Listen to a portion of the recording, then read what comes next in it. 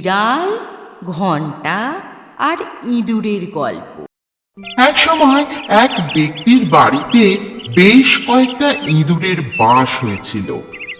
অহরহ তাদের উৎপাতও বেড়ে গেছিল বাড়ির মালিকের ঘরে, রান্নাঘরে ও চারিদিকে। দিনের পর দিন ইঁদুরের সংখ্যা বাড়তে লাগলো। বাড়ির মালিককে অসহ্যকর অবস্থায় পড়তে হলো। রান্নাঘরের প্রতিটি জিনিসে এদের উৎপাত বেড়ে গেল। খাবার দাবার সব অস্বাস্থ্যকর হয়ে উঠল।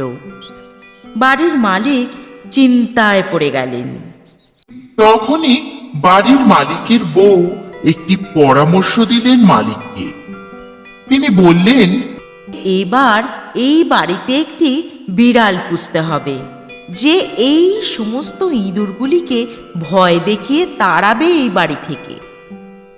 এই পরামর্শে খুশি হয়ে মালিক তক্ষুনি একটি বড় সড়ো হুলো বিড়ালকে নিয়ে এসে উপস্থিত করলেন তাদের বাড়িতে।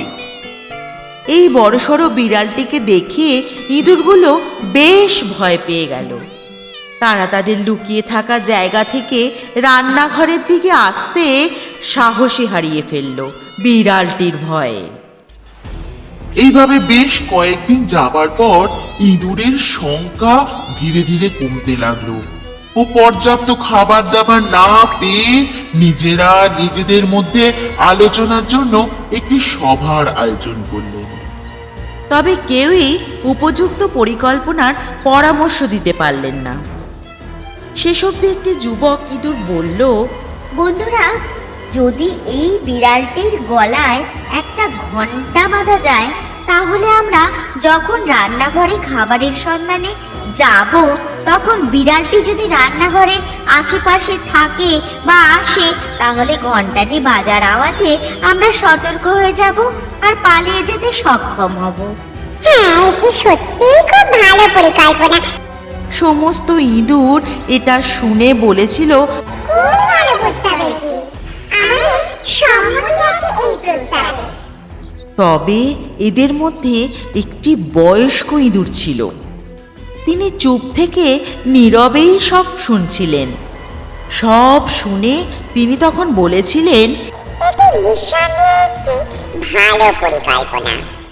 তবে কে বিড়ালটির গলায় ঘন্টাটি বাঁধতে যাবে? কেউ কোনো উত্তর দিল না। কেউ ঘন্টা বাঁধতে গিয়ে মরতে রাজি নয়। ইঁদুরদের আনন্দ মুহূর্তের মধ্যে অদৃশ্য হয়ে গেল। অবশেষে প্রতিটি ইঁদুর সেই বাড়িটি ছেড়ে অন্যত্র চলে যেতে বাধ্য হলো। মালিকের বউয়ের এই বুদ্ধিদীপ্ততায় ভীষণ খুশি হয়ে বিড়ালটিকে নিয়ে দুজনে শান্তিতে ও স্বস্তিতে থাকতে লাগলেন। এই গল্পটি থেকে আমরা এই শিক্ষা পাই যে কোনো কিছু বলতে সোজা লাগে, কিন্তু তা করতে গেলে বেশ কঠিন লাগে।